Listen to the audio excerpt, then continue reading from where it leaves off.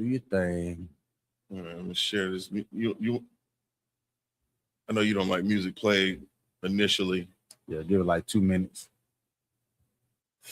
Give it like 2 minutes. Let us get in the algorithm before we. Is that Mike?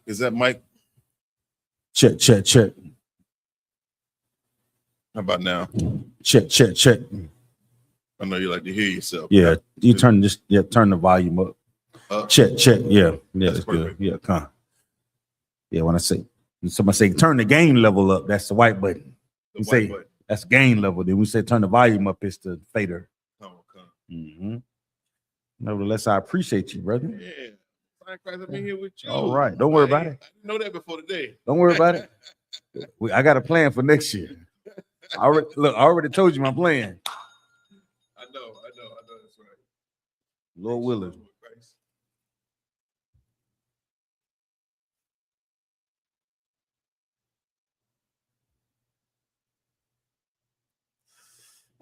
Check. May the 8th, May the 9th. Hey, you point, not shoot. You know how it go. Yeah. May the 9th. Mm-hmm.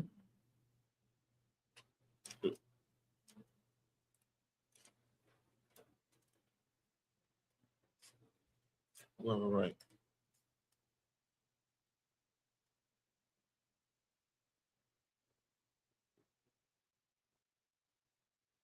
Oh, brother, we just got a clothing donation just now. Well, let me put this on mute. Yeah.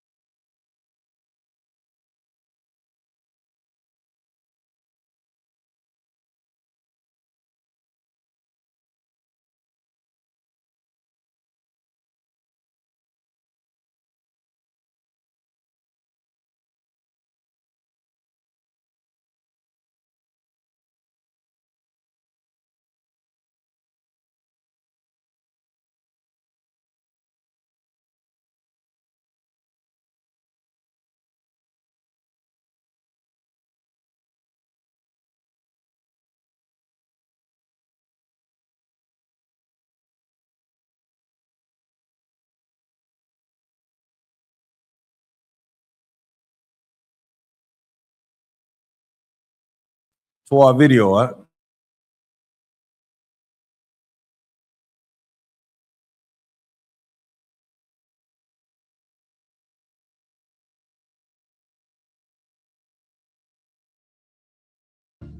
Street Empire.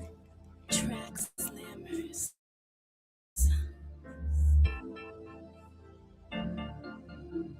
Check.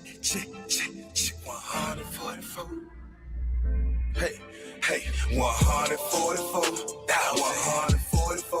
That 144. That 144. I'm calling my soldiers. It's that time. I'm calling my soldiers. Let's get it line. Hey, 144. That 144. That 144. That 144. I'm calling my soldiers. It's that time. I'm calling my soldiers. Let's get it line. Hey. Babylon is falling and we praying for it every day. Change up the game, I had to find myself a better way. People out here struggling cause they can't seem to find a way. Kids don't go outside no more cause it ain't even safe to play. People out here waking up but they don't know which way to turn. Open up them holy scriptures, break them down so they can learn. Devils out here feel like Usher, I suggest you let them burn. If they get the asking question, you just tell them it's our turn. Move like Christ, live like Christ. I'm just trying to get it right. Walk by faith, not by sight. Keep the law, my guiding light. Move like Christ, live like Christ. I'm just trying to get it right. Walk by faith, not by sight. Keep the law, my guiding light. 144. 144. I'm calling my soldiers. It's that time. I'm calling my soldiers. Let's get it line. 144. 144, 144, 144, 144. I'm calling my soldiers. It's that time. I'm calling my soldiers. Let's get in line. Get in line. Hey. Wrote the verse until begin to hit the page. I'm turning to the east whenever I start to pray. This for my soldier, my comrades, no comment, just real men that walking right in the spirit. When the Lord speaks, they hear it. This real life when we bring it, this real truth that we slang it. We seen the pictures they painted, our history they change it, and everything been tainted.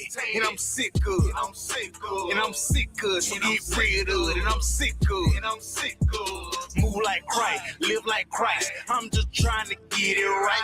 Walk by faith, not by sight, keep the law, my guiding light. Move like Christ, live like Christ, I'm just trying to get it right. Walk by faith, not by sight, keep the law, my guiding light.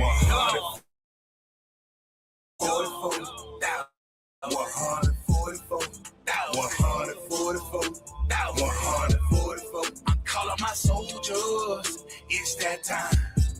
I'm calling my soldiers, let's get in line, get in line. 144, 144, 144, 144. I'm calling my soldiers, it's that time. I'm calling my soldiers, let's get in line, get in line.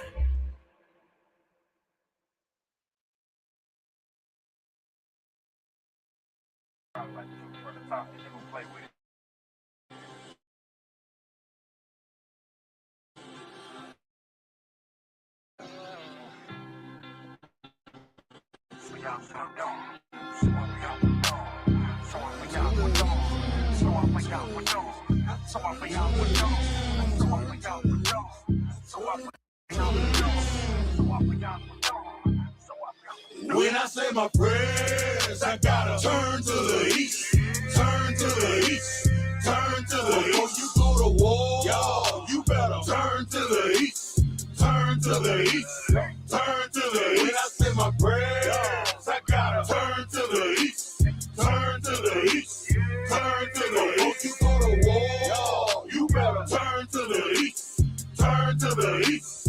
Turn to the east. I used to wake up every morning, boy, and all I seen was mess. Plus the shit that I was dealing with, all I seen was stress. Now I really know the truth, and I understand what hurting is.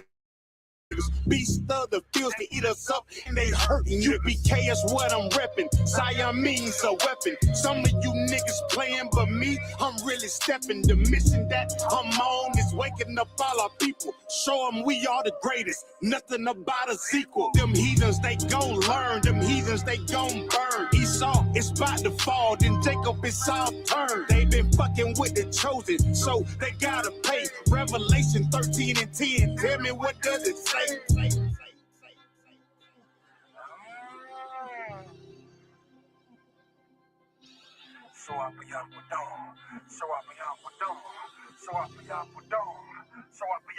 When I say my prayers, I gotta turn to the east, turn to the east, turn to the east. Before you go to war, y'all, you better turn to the east, turn to the east, turn to the east. When I say my prayers, I gotta turn to the east, turn to the east, turn to the east. Before you go to war, y'all, you better turn to the east, turn to the east, turn to the east. The blood that's in my veins is sin straight from the greatest. All of my toolies blow, but that 40 know it's my favorite. And we losing all our babies to this crazy shit we represent. For the money and the world, nigga, this crazy shit ain't making sense. We the children of the light, and we fighting all the darkness. The way I'm stacking ammo, my bitches thinking I'm harmless. Them devils get the smile and got you thinking that he harmless. Remember Oklahoma? That is where them cracker bombs. The pain will make you wake up. You know they really hate it. They turn the truth into a lie. That's the shit they gotta pay for. The mission that I'm on is waking up all our people. Show them we are the greatest. Nothing about a sequel. Yeah, yeah, yeah. When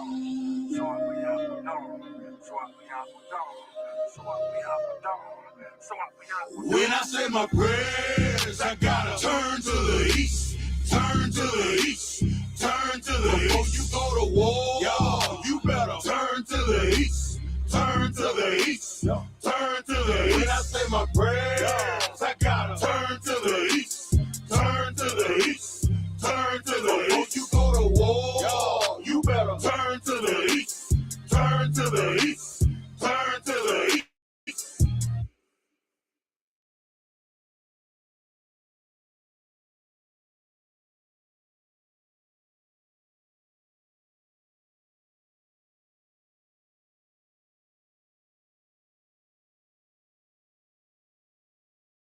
There we go. Check, check, check. Everybody give me a 1 in the chat. If y'all can hear me, give me a 1 in the chat. If you can hear me properly, Baba Kushar. That sound like it did it right there then. Yeah. Most high in Christ. Right. All right. Shalom, Yahweh, by Shem Al-Shabbat Thumb, to the Akim, the brothers. Shalom, Yahweh, Shema Al-Thumb, by Shem Al-Shai, to the sisters. I'm preaching officer of 5,000 Zion. Y'all are coming out of Fayetteville, North Carolina. My job is today to bring you a little bit of history. We're going to use the Bible to do it and to wake up our people, who are our people, the so-called Black, Hispanics, Native Indians, to let them know you are the greatest people on the face of the earth. In 2026, we're in 2026, right? 2026, there's nothing more imperative than us waking up to the truth of the Bible. What is the truth of the Bible? That the so-called Black, Hispanics, Native Indians are the 12 lost tribes of the house of Israel. What is the truth of the Bible also is there's a time where all the wickedness that is taking place in the earth, as we observe these things that are happening to us, will come to an end. Right. I want to go over a topic today to get into oppression. Kind of talk about like a little bit of a history of oppression, Bunk, y'all, the effects of oppression, and what our battle is to fight against it, right? Let me put my goggles on. I can't see nothing with these shades on. trying to be cool, can't see a damn thing. There we go. All right, we back. So we talk about oppression. We're gonna talk about how oppression affects us spiritually, socially, systematic oppression, and how it has the power to determine or dismantle and prevent our families from operating as a unified body. I know I said a lot. So we're going to talk about how oppression, right? Break this thing all the way down. It has the power to determine, dismantle, and prevent our families from operating as a unified body. Now, I'm going to ask, when I say that, what does that mean? I'm just saying it out loud. Oppression has the ability to affect us socially, spiritually, and systematically, right? Also has the power to determine and dismantle and prevent our families from being a unified body. So I'm going to go around just general question to ask. If you understand my statement and what I asked, what are some of the ways oppression can do this? Walker show.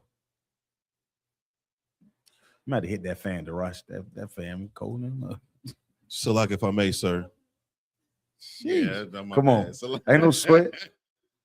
Good night. 310. Come on with it. I would like to define oppression first and foremost. Okay, let's do it. Let's put a hat on it. Come on, sir. Mm-hmm. This is oppression according to AI. Oppression is the unjust, cruel, or excessive exercise of power or authority, creating a systemic, pressed down state of being for individuals or groups. It involves severe restrictions, inequality, and discrimination, often maintained through societal norms, institutional policies, or misuse of authority. Wow. So that goes right into, that talks about everything that we face as a nation of people.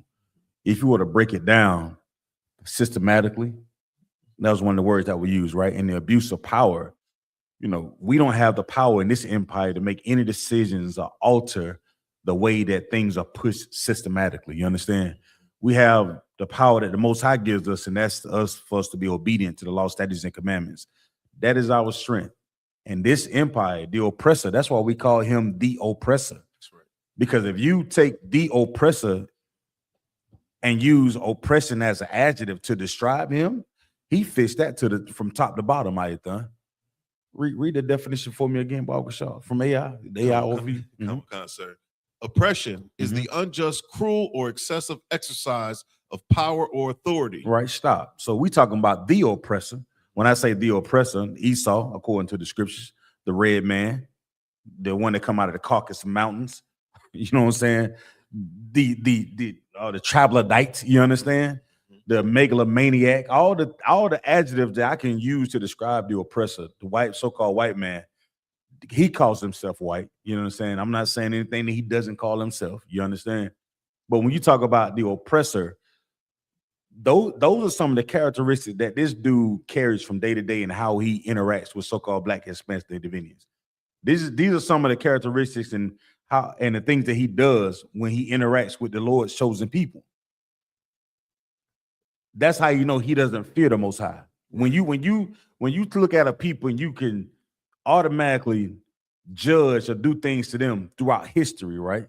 And there are different timelines that we can look back and say, damn, my great-great-grandparents didn't know that they was oppressed. They would just know they was, what's that word? What they was done what, Bunk, y'all? In AI overview? It says the unjust, cruel, or excessive exercise of power or authority. Yeah, that's our great-great-great-grandparents. That's our great-great-grandparents. That's our great parents.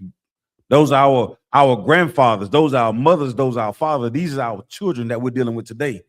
This also lets you know that we're still dealing with oppression in this day and time. That's why we call the oppressor, because he embodies these characteristics that this AI overview just gave.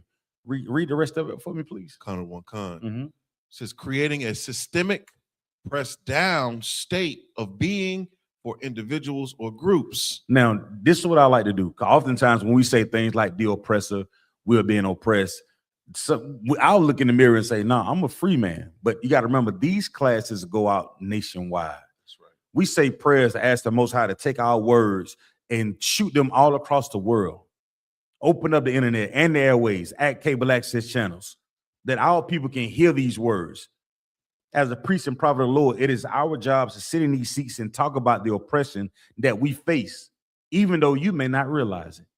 Because we've been, what's the word for today, Bunky, y'all? Oppressed. And inundated. Salakia. Yeah. We've been inundated. Everybody look that word up for me, Baba Kashaw. Put it on the screen so they can see it. I want to try some word of the day. In class, word of the day. You understand? So we can learn something while we're in class. It's a new word for me. I hear people use it all the time, but I want to talk about it while we're in class. Inundated. It's a new word for the day. Can you see that, Darash? Oh, you got a definition? Could you read it for him, please, Baba Kashaw? This is the Merriam-Webster's definition of inundate. It means to overwhelm, to cover with a flood or overflow.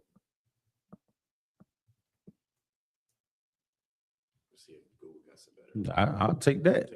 I'll take that. What you got, Bunky, y'all? Salakia. Inundate. This is the AI again.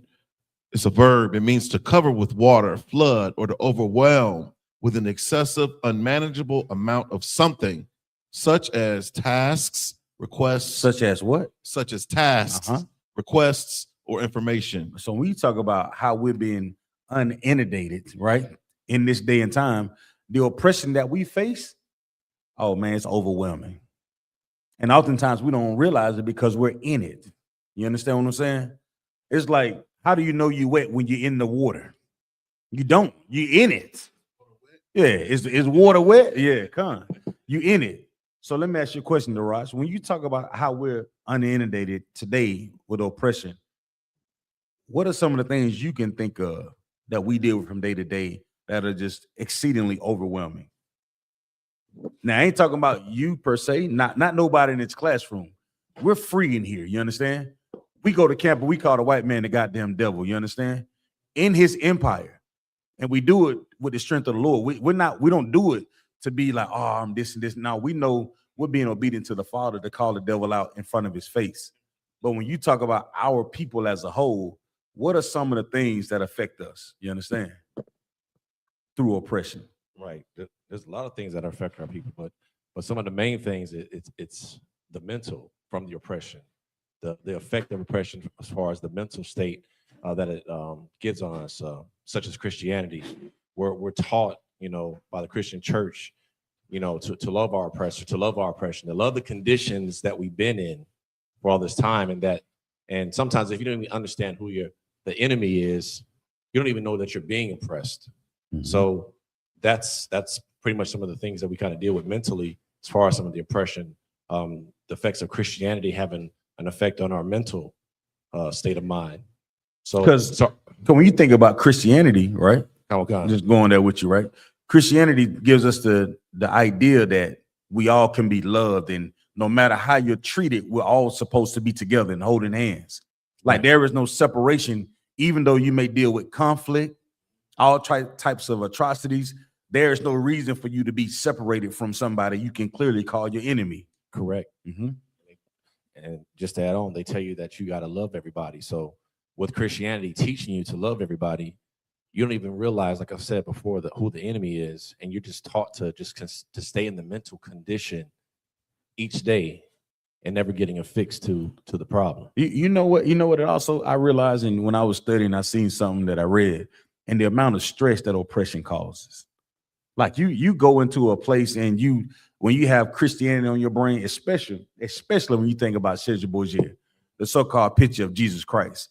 Man, without knowing this truth of what we are and who we are, and the truth of the Bible, what Christ actually, being a Jew, a black man from the tribe of Judah, we struggle with that even as children. Now think about the generational toll that it is taking place on our people. Like we look at it today and we're like, man, and we get it because we're in here only by the true mercy and the grace of our Father.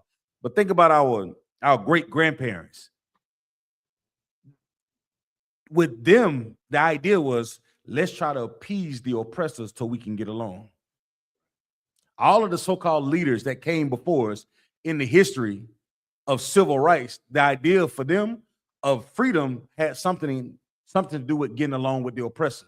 Never the idea of having freedom from the system itself. It's about being a part of the system, right? And these are the things that they push, even though our people at the core of our existence, the oppression was kicking our ass, Ayathan. But we was taught like we must overcome. We got to join them and be a part of this thing so we can advance this civilization. Not realizing like in advancement of this civilization, we're losing through oppression. Because we're being marginalized, bunker, y'all. We're the ones that are being restricted. We're the ones that are being inundated from day to day. Like and I sit back and I think about it. Our people knew these things were happening to us. So we was trying to figure out ways and different avenues to kind of escape it. You know what I'm saying? When you can feel restriction, just like anything that happened in life. If you squeeze your skin long enough, you may see it mark up. Anything that you apply pressure to at some point, you'll be able to visualize it. You wear socks, right? And you be at camp all day, you put your socks on. When you get done, you roll your socks down, you see that mark on your socks. That's restriction. That's on your leg. So think about what happens to your spirit. Now, you can't see that. You understand what I'm saying? You can't feel it, but you may see the results in what you do and what you say when you enter a room, how you fill out your application, how much school that you think you need to get a job. All those things are what you call it, prerequisites to understanding that you're dealing with oppression and you don't even know it. Like we don't even know it. How do you speak to an oppressor when he walked through a room? I talk to Kawal completely different. I'm at a sled. Hey, how you doing? I'm doing well. Thank you, sir. Code switching, bunker, y'all. All these things are just markers for us knowing that we're in oppression. All right. What else we got, bunker, y'all? Oh, Salaki, Ayathan, come on.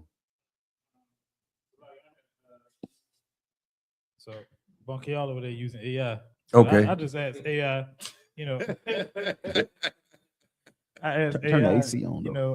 know, what inundates our people, like people of color today. Mm-hmm.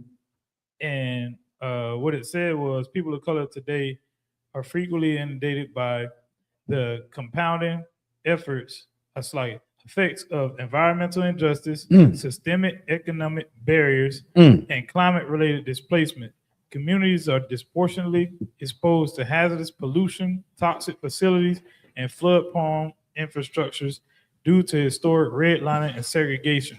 These physical dangers are often accompanied by limited access to resources, deepening the racial wealth gap, and creating chronic and social mental health stressors. Damn. We are inundated.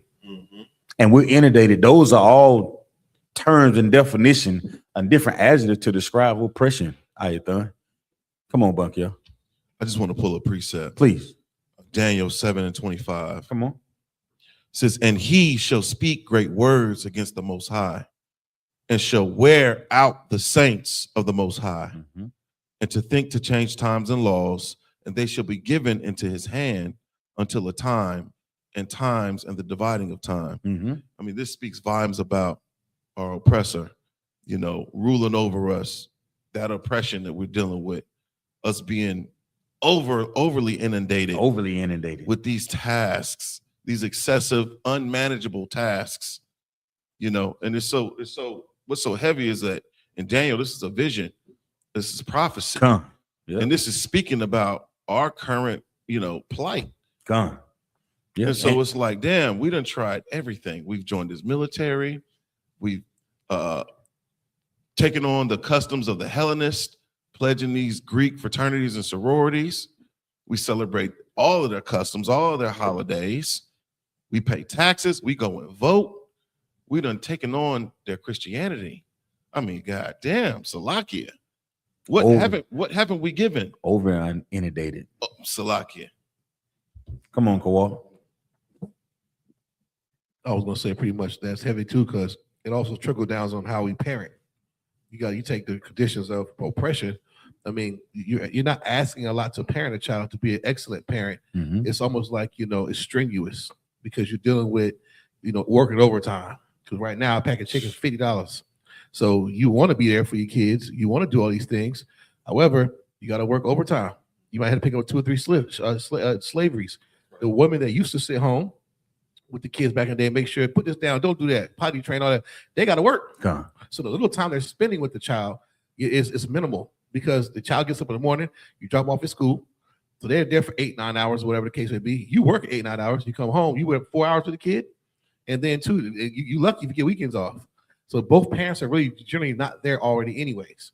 So you add that to trickle down with the children, how they're behaving, and a lot of miscues and all that, even cooking dinner. Like YAHANNA said a while ago about families don't even sit down at the dinner table. Oppression is why. They want a beer. He want to sit in the car in the driveway for 30 minutes before he come in the house. Just unwind. Just unwind. It ain't nothing personal. It's like that. The kids and his wife, you know? And you add Christianity on top of that, the oppression and then the monogamy. It's ridiculous. You'll lose your mind in this place. It's not set up to win. However, the oppressor, though, now his ways, he's rich. He's fine. He got servants. He's happy. That small hat got, you know, a little Marisol turning his light switch on Sabbath. Their kids is all together, and they're stealing money from the system. Hold on, Kawal. It's crazy. I'm gonna say this, Salaki about Kashaw. I was talking to my real, she was just like, her mother, they made a refrigerator for her mother that automatically adjusts for the Sabbath. Yeah, the damn temperature goes up and down. On the refrigerator. What type of provisions do they make for us? Add more police. Constantly harass our communities, redlining, all these things that take place. I just thought about, man, how strong the oppression is, and it's something that being in this school, like we know it exists, but it's I hate to say it like this, but it's a difference. So like, come on, sis. Mike.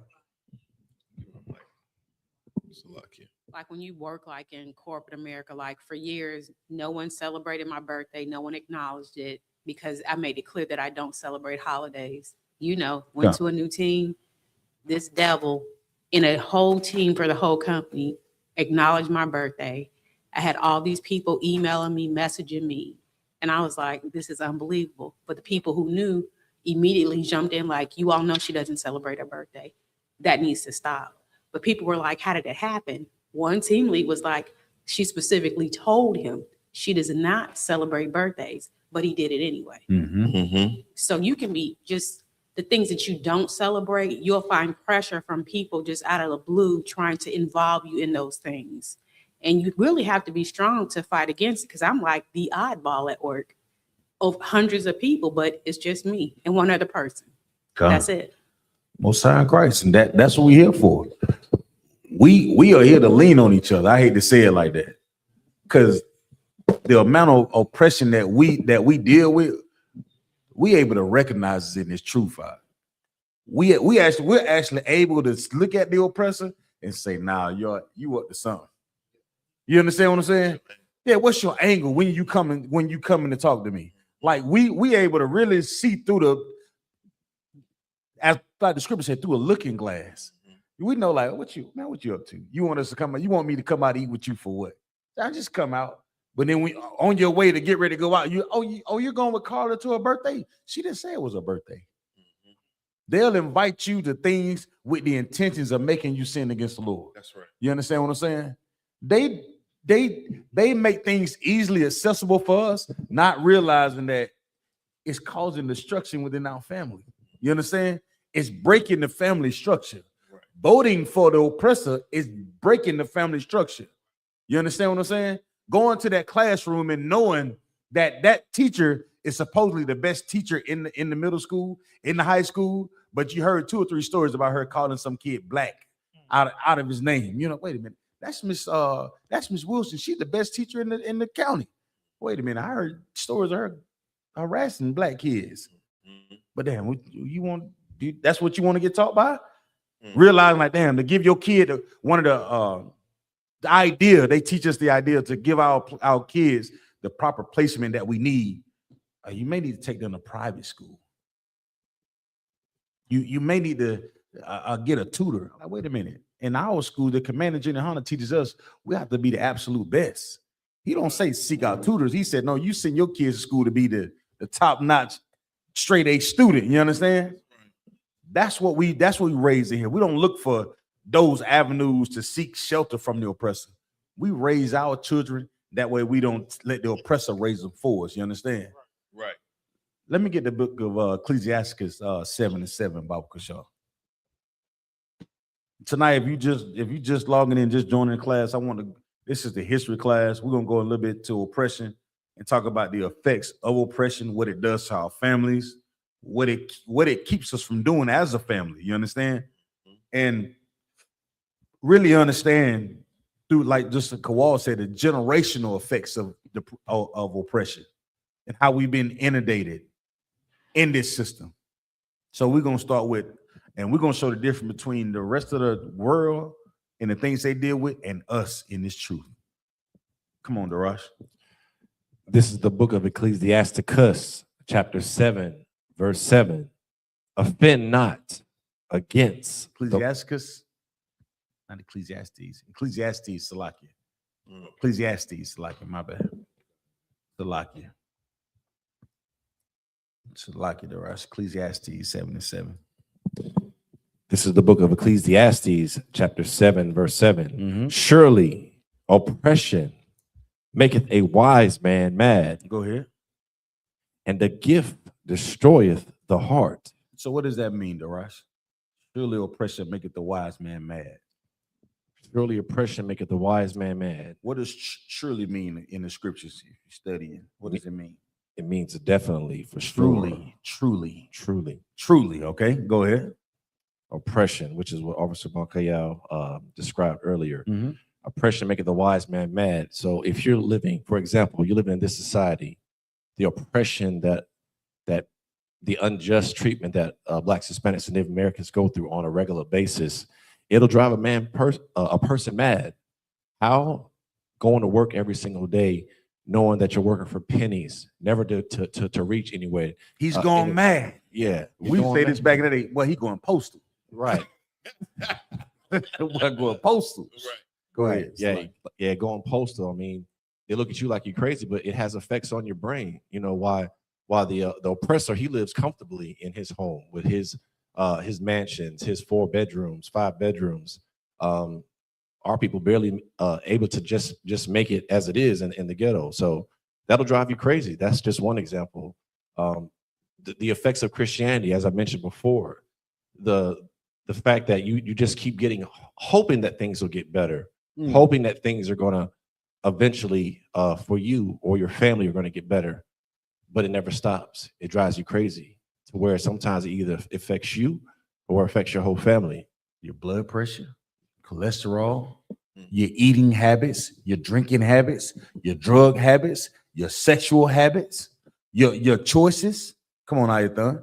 So like what's so heavy about this scripture is like, you know, when you come into UPK, you understand, you realize the oppression. You start to see, you know, what the oppression is, versus when you out in the world, you just taught to how to live with the oppression. Survival.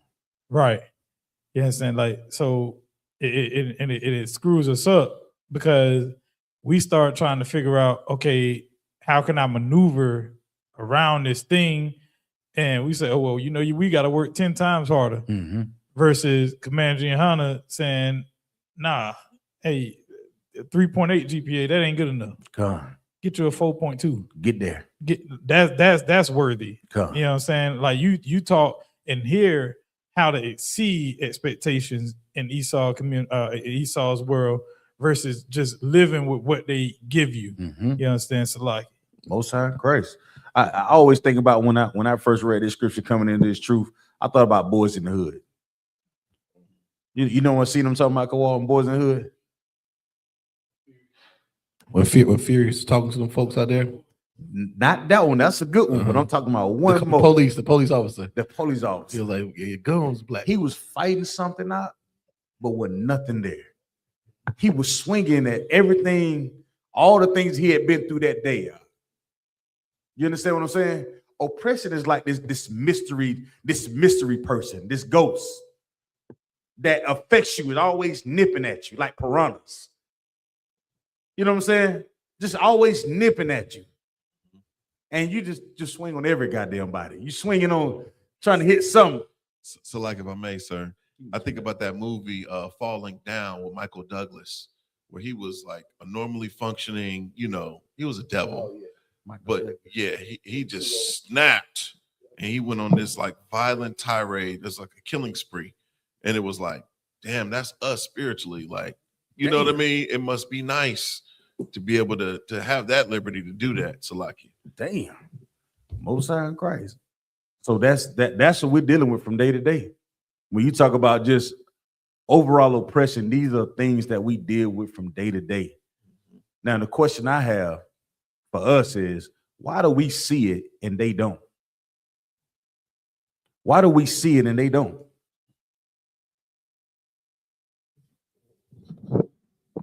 It's right in front of you.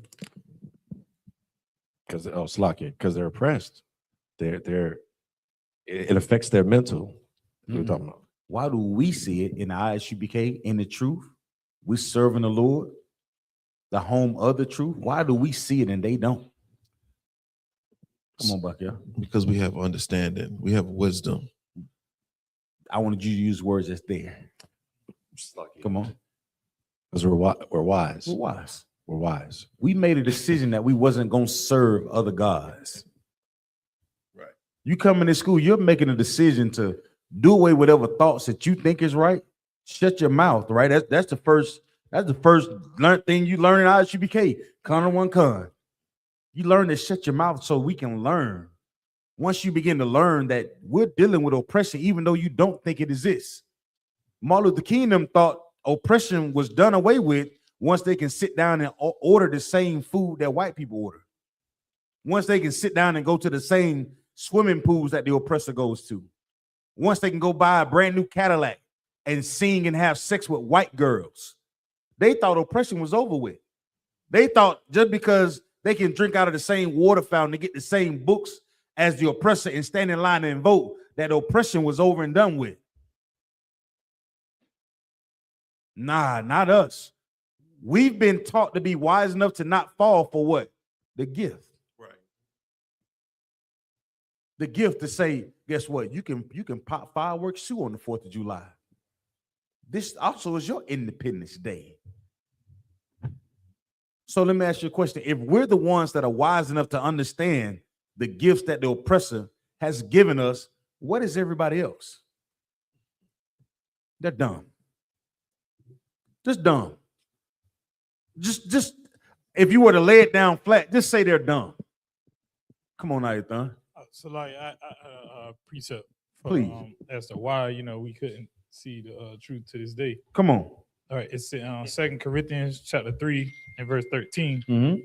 And not as Moses, which put a veil over his face, that the children of Israel could not steadfastly look at the end of that which is abolished. Verse 14. But their minds were blinded. For until this day remaineth the same veil untaken away from the reading of the Old Testament, which veil is done away in Christ. But even unto this day, when Moses is read, the veil is upon their hearts. You understand? Like we don't understand the truth. You understand? Because we blinded. You understand? When you outside of here, you blinded. You don't understand nothing that's going on. You don't understand what it means to follow Christ. You don't understand what it means to love the Most High. You don't understand what it means to love your brother or your sister, and because you got a veil over your eyes. And that scripture is so heavy. You got to think about it. Moses at that time, when he had the veil, our people was coming out of the land of Egypt. We was exposed to all type of wickedness, all type of oppression. We're gonna get into that as well. That's Most High in Christ. But yeah, we just thinking, nah, you 12, you in there, one body, right? You just think about us being wise and the rest of the world being dumb. You ever heard, what the word lame mean? Like niggas say, oh, nigga, you lame. But what does it mean according to look up the definition of lame? That nigga lame. You understand? He lame. Come on, there you go. This is the Merriam-Webster's definition of lame. Unable or only partially able to use a body part, and especially a limb, marked by stiffness and soreness. Not strong, good, or effective, lacking necessary or desirable substance. Right. So you take that, right? When you talk about oppression, we talk about restriction. The oppression that's in this place will make you lame. It all type of restrictions and dysphorias and dysfunction that takes place in our communities, it makes us lame. It makes us dumb. You think about some of the decisions that our leaders have made in the past. What were they paying attention to? What did they learn? They didn't understand who the oppressor was and the things that he used against us. And that's the problem with oppression and his oppressor, that in the way that he moves. He set traps for us. We don't even understand it, Kowal. Because he knows what we're attracted to. You lay out Christianity because you want to be a part of the oppressor system. You think you get it closer to white girls. Nah, it don't. What you got, Darash? Come on. So what I was going to actually add on to what you were saying is sometimes the world uses that term lame. So they'll say that you're lame because you can actually see the oppression, like you're not part of the way the world is. So the world wants to go out, go 4th of July, strip club, party and whatever. Lame ass. Yeah, and they call you the lame because you don't want to be part of that gift that destroys them. So you see what's going on, but because you're not part of it, you'll get labeled as the lame. So what makes us so comfortable, Darash? Talking about the people in the world? Yeah. You gotta remember these classes in here, like we're preaching prophets, we're a brotherhood in here, right? But our job is to do what though? To teach the truth. And what's another word for teach the truth that make it plain for us? we are to Fish. we're fishermen, right? Gone. So when we sit in these classes, we're learning how to go out and fish. So we know what's happening. Right. But what is making our brothers and sisters so comfortable? So if we're going to attack an issue, we got to figure out what their issue, what our people issues are, correct? So what makes us so comfortable in this empire that we don't recognize that we're being oppressed? Or we don't recognize oppression? Come on, sis.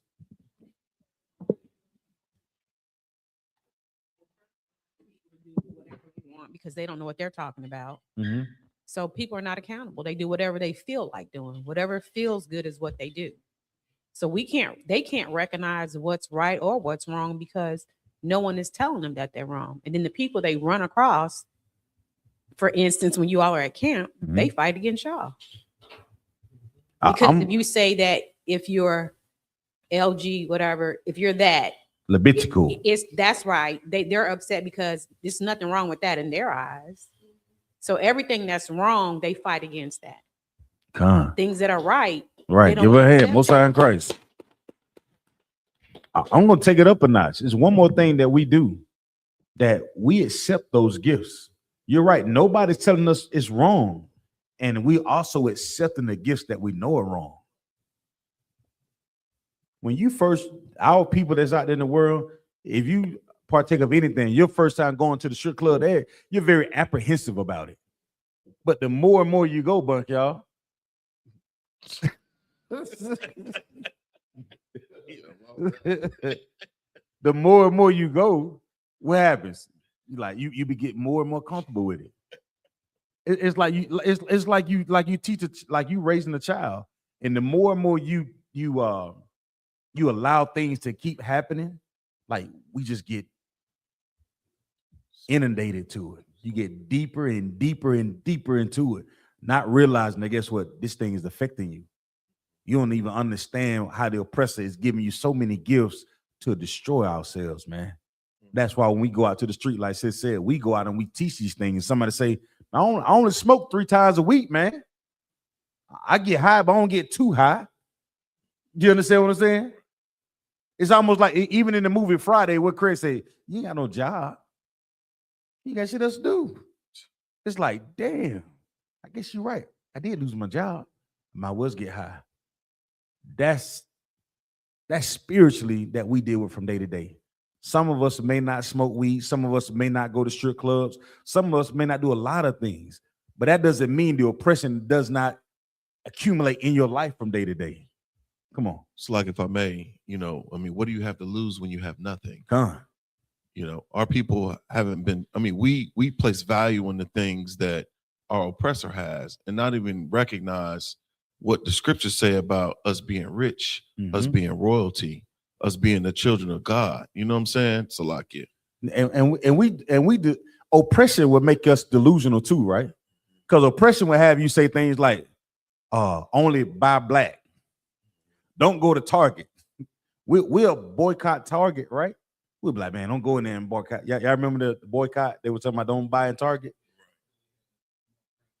Yeah. But we don't boycott a brother that go and marry a white girl in the world. We be like, man, he done made it. We don't counsel him. We don't boycott that. Oh man, he got it. Somebody do me a favor. Look up how much money Tiger Woods gave his wife in a divorce. I don't know how much money did that woman win. We're talking about boycotting Target, right? And boycott Target may lose a couple million, how much money did his ex-wife get during that divorce? I seen you raise your eyebrow. Come on, Bunky. You got it, Rush? Come. This is AI. It says Ellen Nordegren, the ex-wife of Tiger Woods, received That's a hell of a name. Elin. So like Elin. Elin, that's even worse. Nordegren, the ex-wife of Tiger Woods, received a divorce settlement estimated to be between 100 million and 110 million following their divorce in 2010. All that money went where? In the bank. Where do you think Target money goes? In the bank. How do you think they circulate their money? In the bank. So while we boycotting Target, our brothers and sisters are having divorces and the oppressor, the white woman, she leaving with everything. You're dying at the age of 55, and them kids love mommy so much they give her everything. Come on. See, I was just going to add this part to it. It says reports suggest this amount, which was higher than their original prenup agreement, included a portion of Wood's fortune and allowed her to secure financial independence. I think we boycotting the wrong thing. That's right. That's right. You see what I'm saying? Because we are wise men, we use the Bible to say, you boycott Target all the hell you want to. We'll boycott you marrying the oppressor. We boycott standing against giving our sons and daughters over to the oppressor. Let's fight that. Can we fight that, Bunky, y'all? The hell with Target. Right. We'll figure out Target. They ain't got too much in it that we gonna use anyway. Let's stop our sons and daughters from marrying the oppressor. Let's stop them from joining the military and dying. You understand? Right. Let's stop them from joining the police force and the Air Force and the Marines and Christianity. Let's boycott those things because they have a greater influence on our lives than Target does. Am I being delusional? See, the oppression is so strong.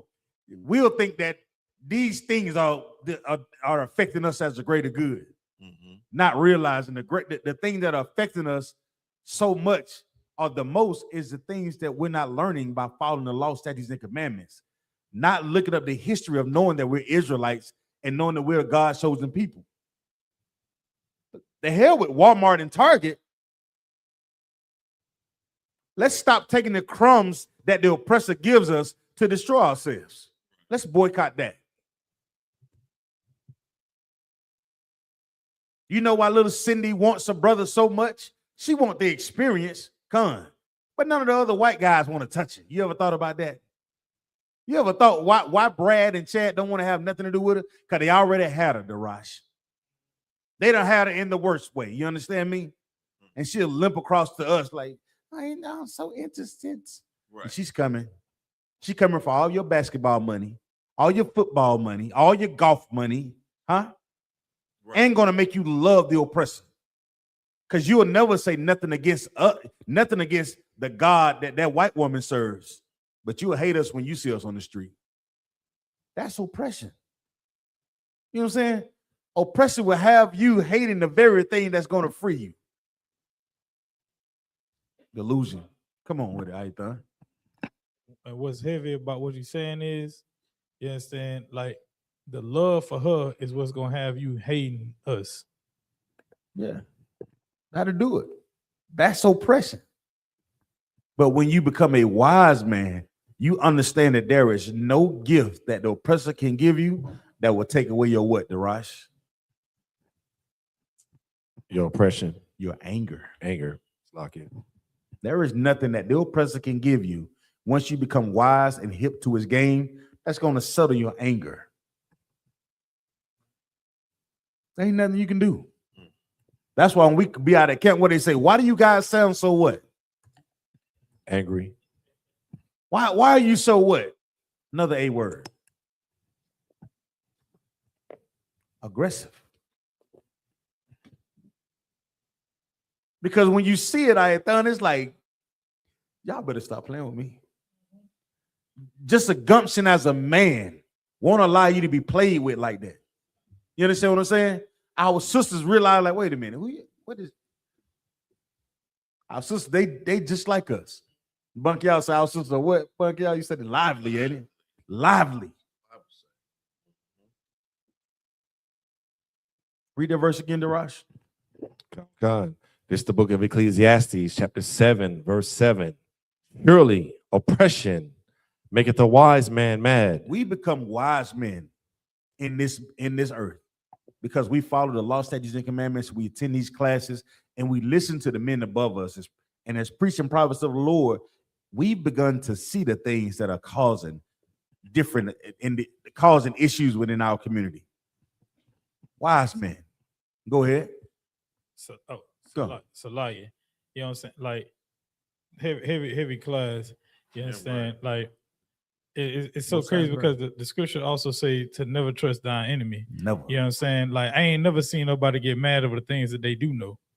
You understand? It's the things that you don't know when you find out that you get mad about. You understand? And when you out there in the world, you understand, like you think that you know it all. But once you come into the truth, you find out, oh hell, like they done pulled, they doing this, they doing. That's the thing. the That's wool it's over what your you eyes. don't know that God. make you mad. And like the Bible said, oppressor make the wise man mad. You don't know your oppressor, and then you find out, you have no choice but to be mad. Mhm. And that's how the truth make you free.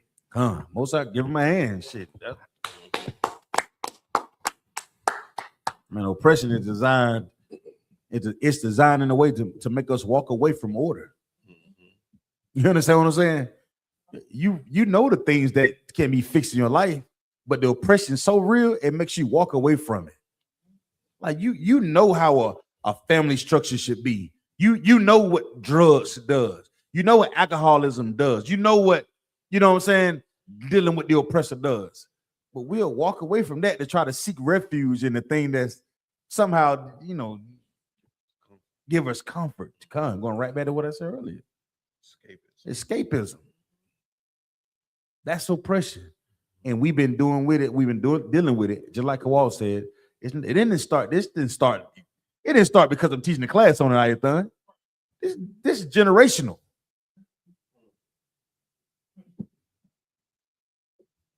Drop that. Let me get the book of Genesis chapter 2, verse 24. Turn the main up just a little bit for me, but the main. Yeah. Check. Yeah. That's perfect. Game. Put a one in the chat if y'all can still hear us. Hey, are y'all hearing us clearly? I want to see if anybody listening online, paying attention online. Kodam, can you hear me clearly? Come on, read that for me, Darash, once you get it. Khan, this is the book of Genesis, chapter 2 and verse 24. Come on. Therefore shall a man leave his father and his mother, and shall cleave unto his wife, and they shall be one flesh. Go ahead, read verse 25. Verse 25. And they were both naked, man and his wife, and were not ashamed. Shalakia. What verse you read first? You read 24? Khan, Genesis chapter 2, verse 24.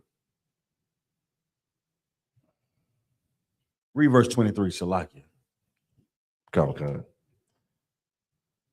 And Adam said, this is now bone of my bones. Go ahead. And flesh of my flesh. What does this mean?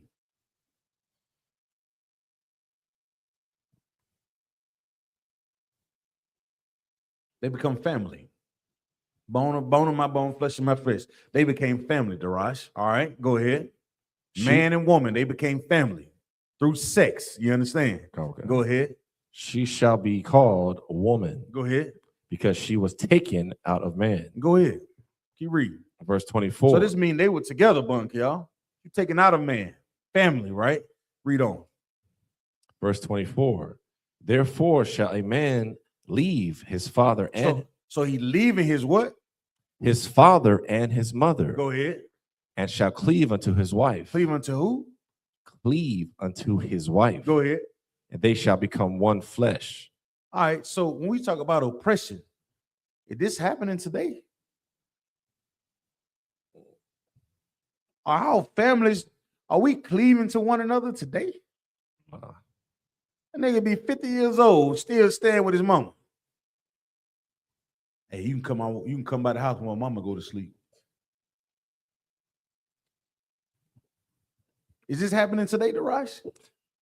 Come on. Yes, sir, Khan, it is. And just to add on to that, there's some brothers that may be in the world, they might be scared to leave their parents because they're scared to step out into the world to be a man themselves. I don't mean like that.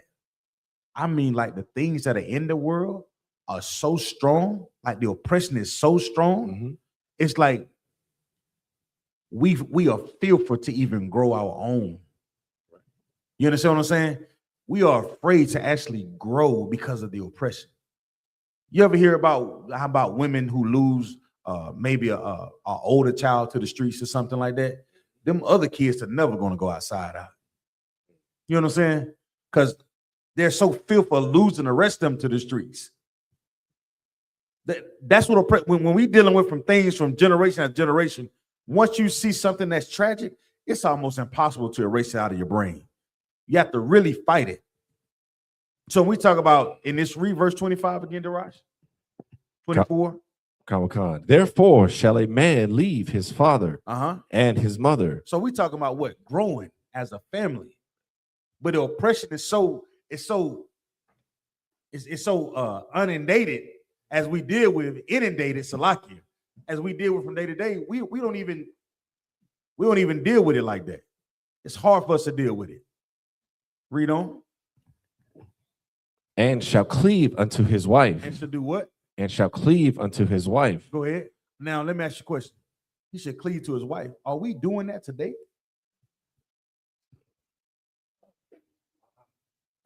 You got turned up. I can't get this. Salakia la. Turn that gain up too. Let's get to it. Check. What's so interesting is, we're seeing this trend with respect to black women disassociating themselves completely from the black man. They call them divestors. They what? They're called divestors. Turn up some more. And it's like they're so sick of the oppression. They're so sick of being overwhelmed, and they're tired. They want to live in that soft girl era. And they're tired of being disappointed, Bunk, y'all, because we're tired of being disappointed. You see what I'm saying? It's a trickle down effect that even in the scripture talks about it. Right. We're leaving our fathers and our mother houses thinking we can somehow advance in this empire, only to realize the dream has been a lie. The oppression is so rich in his empire, he can't get free of it, Ayathan. A man, you talking about Cleveland, she don't want to cleave to him. He don't want to cleave to her. They don't want to do nothing together as a family. We'll come together and have sex, though. Turn that thing.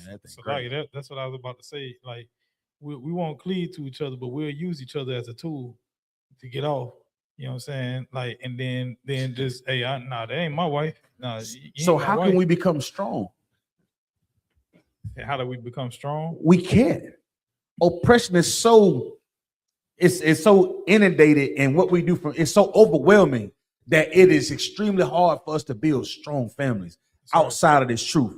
In here, we have tools to fix our issues if we adhere to them. You understand? But out there in the world, you see somebody walk in and it's a mother, father, and a child together. It's like, damn. I heard people say that's out of the norm now to see families together. You have you heard that before? You ever heard that? It's out of the norm to see black families together. You'll see the black single mother. That's what they say all the time. Come on. So and just to add to what you're saying is because majority of the time we looking for role models and people who just playing a role. God, that's displaced. That's oppression. Read that verse again, Daraj. Salaki. Verse 24. Yes. Therefore shall a man leave his father and his mother, and shall cleave unto his wife, and they shall be one flesh. What does it mean to become one flesh? Well, of course, I was going to say, of course, think about oppression now. Think about oppression in one flesh. What does it mean, right? What does it mean to be one flesh? Or it's like one mind, like on the same page. One mind. What else?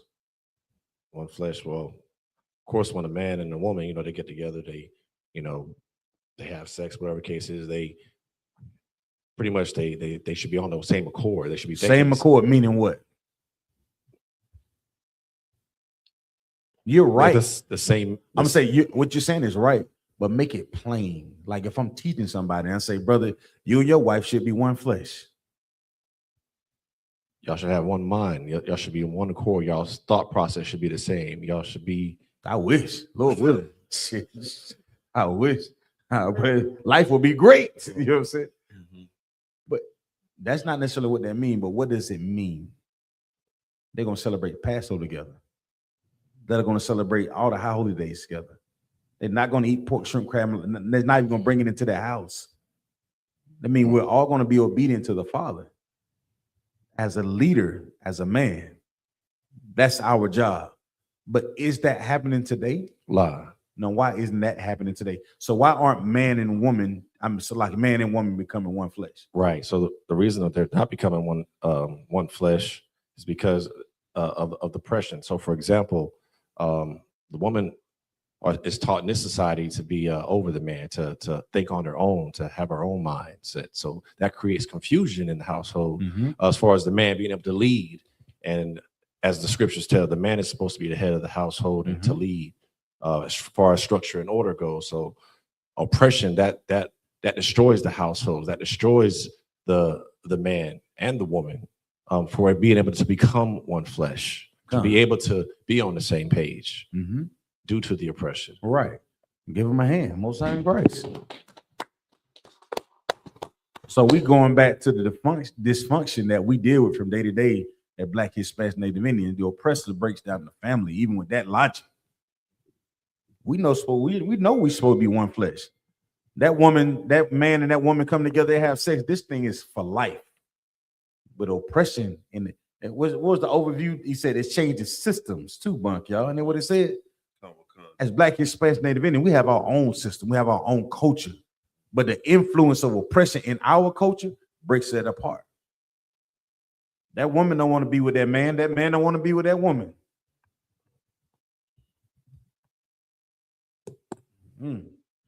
That's real, right?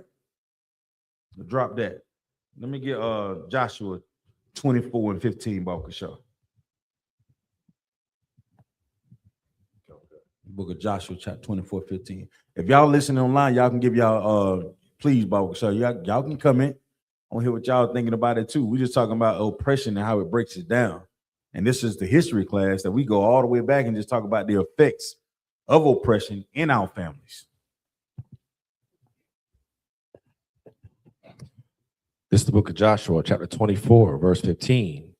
And if it seem evil unto you to serve the Lord, choose you this day whom you will serve, whether the gods which your father served that were on the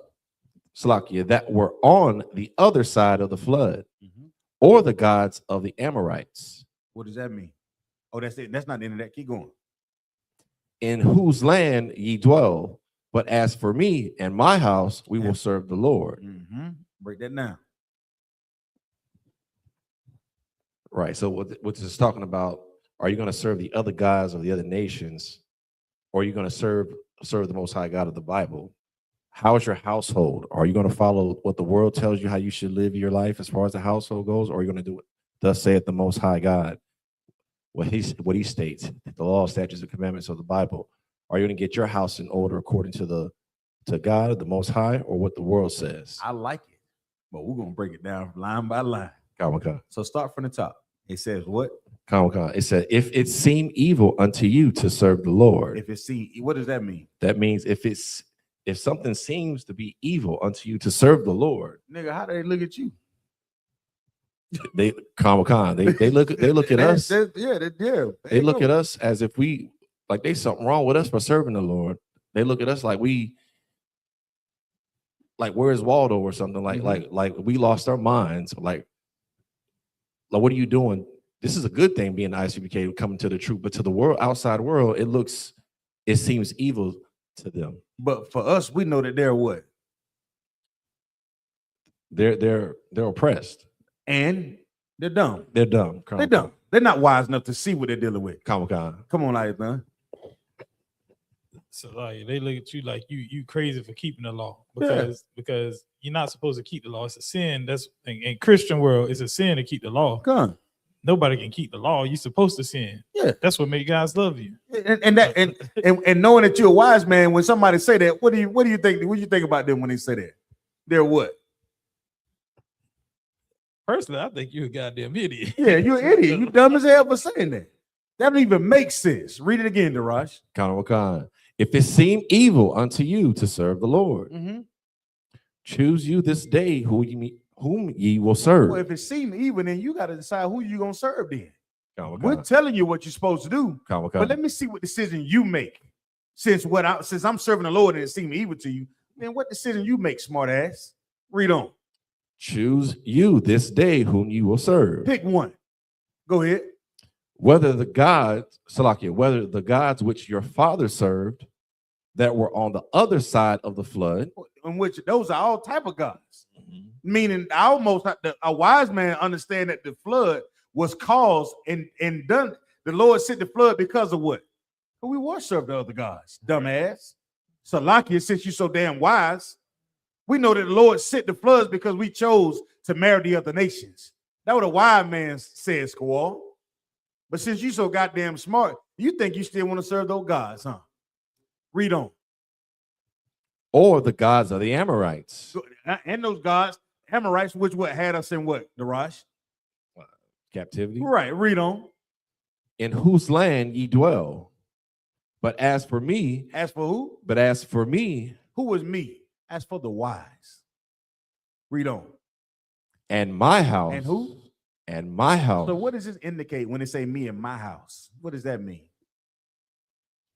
Bunk, yo. What would that indicate? As for me, yeah. For me, yeah, I know. But and for my house, though. Well, you're speaking of the family as a whole. Everybody has to be on one accord. Everybody has to have the same mind and recognize the divine order of the household, recognizing that you being the man is in leadership. What you say goes, and that's according to the Most High. Because if I don't stand up as the man, as the leader in the household, you'll want to go back and serve the gods that were before the flood. You'll want to serve the gods of the Amorites. You'll want to serve yourself, your goddamn birthday. And what does the church say? The church allows men to become weak in his empire. Oppression breaks our families down. So we talk about, oh man, you don't run me. You don't tell me what to do. Well, God damn it. Why don't you listen to me? You want the gifts that destroys the heart. You want to follow that. And that's what is happening in this empire. We no longer have houses anymore, Kowal. All fractured all over the goddamn place. That's oppression. When you have a man says one thing and the woman doing something else. You understand? He said, me and my house, we should do what? But as for me and my house, we will serve the Lord. No.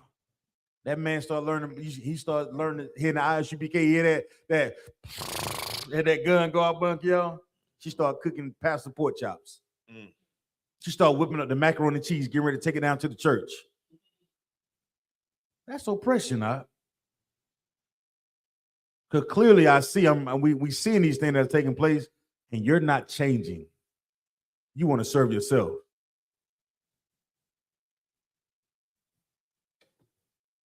You want to follow the gods that were before the flood, not realizing that the Most High destroyed them.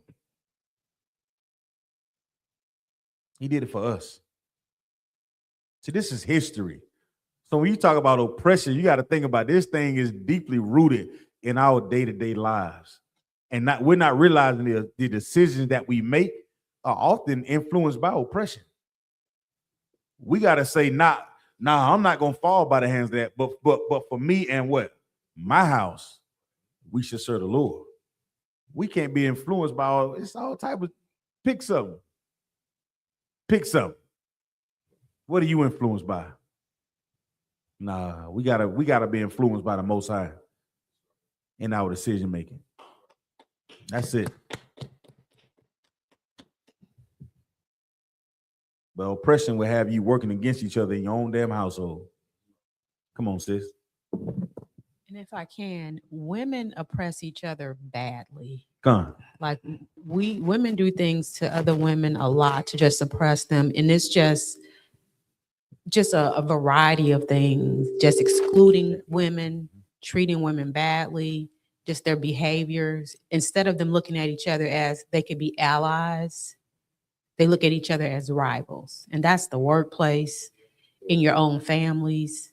And it's a horrible thing because we're never going to get ahead, and we're letting our daughters see us treat each other that way. And so when you see young girls, that's how they treat each other. They have cliques, they talk about each other, they shame other girls for what they look like.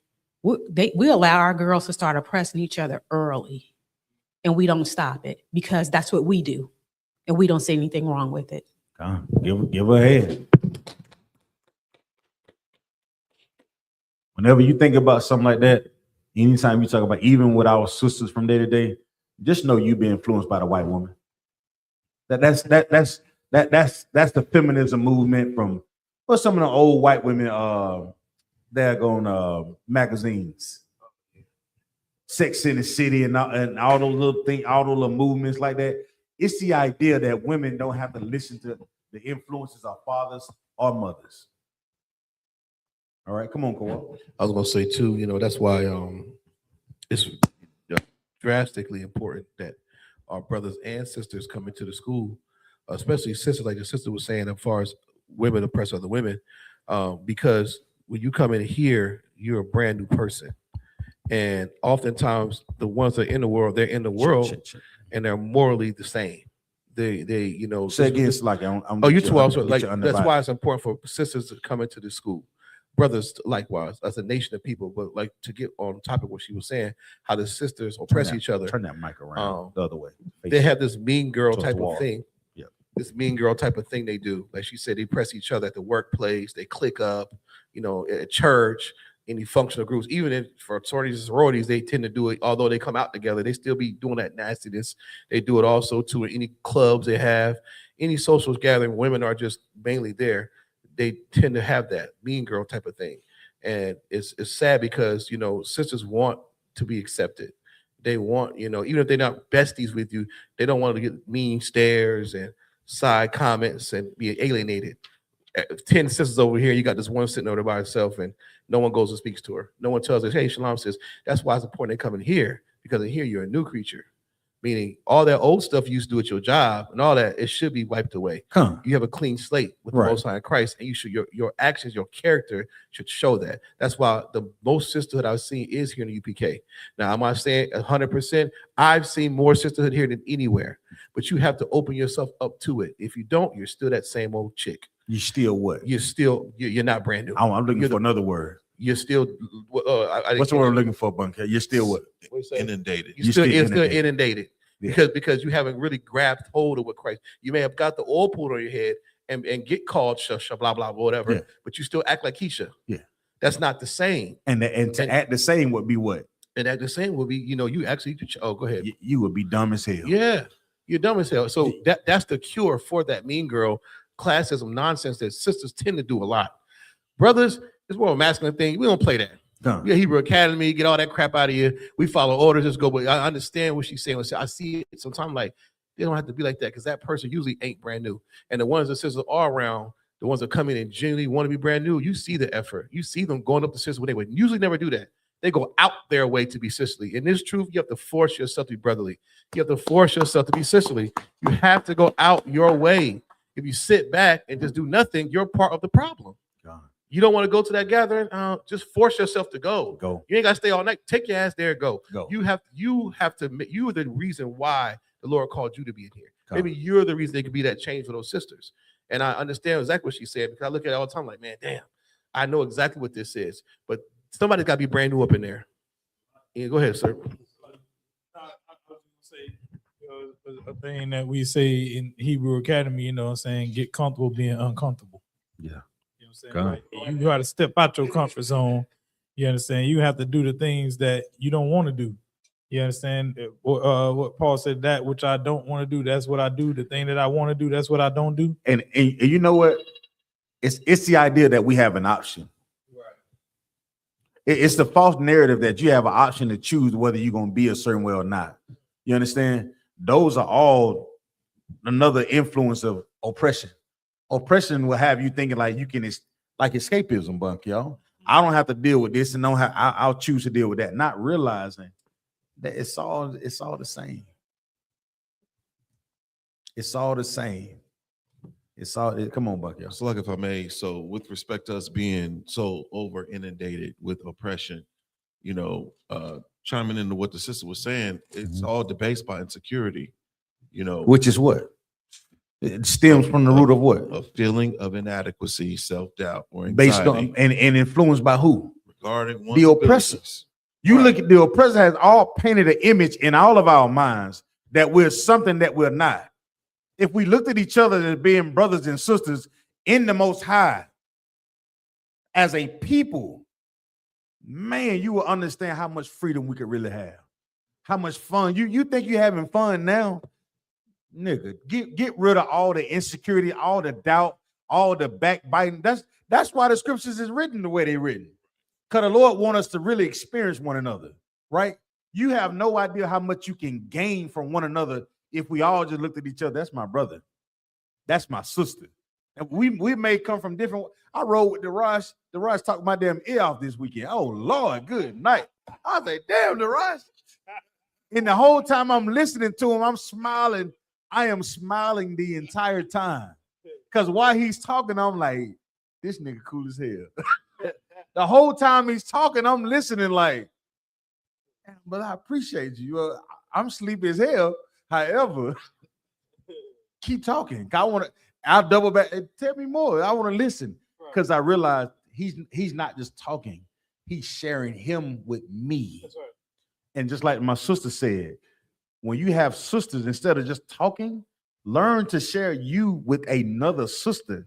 You understand what I'm saying? When you do that, God damn, what if I'm sharing me with you, you're really a disgusting piece of shit if you don't understand the value in me in brotherhood or sisterhood. You understand what I'm saying? If I'm sharing me with you, don't too many people do that out. So what you're doing is you're leveling up out of oppression to become a better brother. You understand? When me and I.S.U.P.K talk, he's leveling up to talk about whether it's his family, whether it's a slave.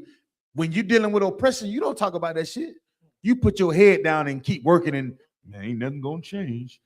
Nah, when you break free because you become wise men, we have these conversations of how we can become free so we can become more brothers. You understand? When we don't do that, we separate ourselves from being family. That's what happens. I ain't gonna tell you. I ain't trying to share myself with you. How your marriage is gonna get stronger? Right. How your friendships gonna get stronger? When we share. So, come on. So like and add to like that's how more brothers and sisters gonna come in here. You know what I'm saying? But like that opening up, just a simple thing of calling another brother a brother or another sister a sister, like out in the world. Like I know I deal with brothers and sisters all day, and just me saying, "Hey, you good? Hey, how your day going, brother?" Just saying, "Brother," open them up to conversation because they're, "Oh, I'm good, brother." Like now they're saying it back. Now I know, okay, I'm leading this conversation. God. I'm leading this energy. You know what I'm saying? Like you leading what they put back out into the, like, you know what I'm saying? Because a lot of times we think that we by ourselves. Even when you surrounded by other brothers, you think that you by yourself, you know, outside of here. But once you start opening up and saying, hey, you call another brother, or you ask another, hey, how you day? Oh, Salaki, brother. What's Salaki mean? Oh, it didn't mean my bad. You know, Mhm. sorry. Hey, yeah, it start opening up doors for conversation. Where you get that from? Or what this is? Like, who you talk to? Like, how you know this? Stuff like that. It opens up the world. You for speak brothers to and him as sisters. a what? As a brother. As a wise man. Most high Christ. It's a lot. Yeah. You begin to speak as a wise man. You don't let nonsense come out of your mouth. You're not there talking about your birthday. You're not there talking about Christmas. That's why, like, those are the things that people that are dumb talk about. Lower base, Kawal. When you become wise, you talk about things that are essential to becoming something better and something stronger, right? Wise men. Where we at, DeRaj? Salaki. We're in the book of Joshua, chapter 24, verse 15. Go to book of Psalms, chapter 68, verse 8, Bob Kashaw. We've been talking about oppression and how to become stronger. We done got all the way over here.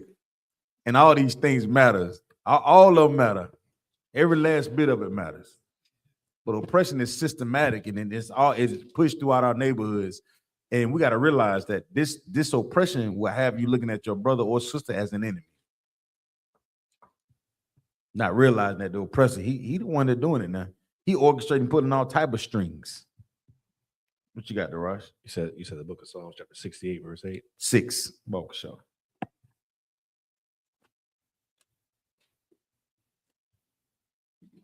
It's the book of Psalms, chapter 6. 68.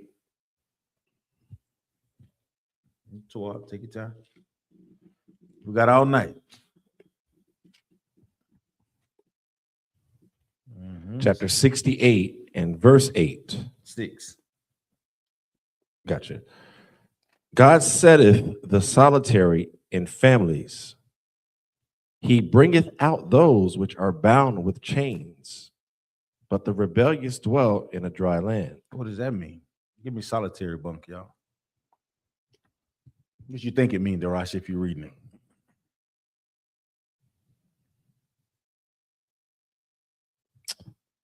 God setteth the solitary in families, meaning that there are going to be certain families that got certain individuals that are going to probably stand out. Give me the definition of solitary. That solitary, according to Google, describes being, living, or going alone, unattended, or avoiding society, originating from Latin solus, or alone. Oppression makes you go with society, right? Solitarity makes you go what? So break it down now. Right. So where it says God setteth the solitary in families. So as I was stating, there are going to be certain families and individuals in those families. Of course, if they're dealing with God and following the Most High, keeping the law, statutes, and commandments sets us apart from everybody else. Correct. That's going to be that one individual in that family that's going to be solitary. He's going to be by himself. Or even the family as a whole. Right. We're in this school together as a what? Family. We're different from everybody else that's in the world. Everybody else is conforming to the oppression.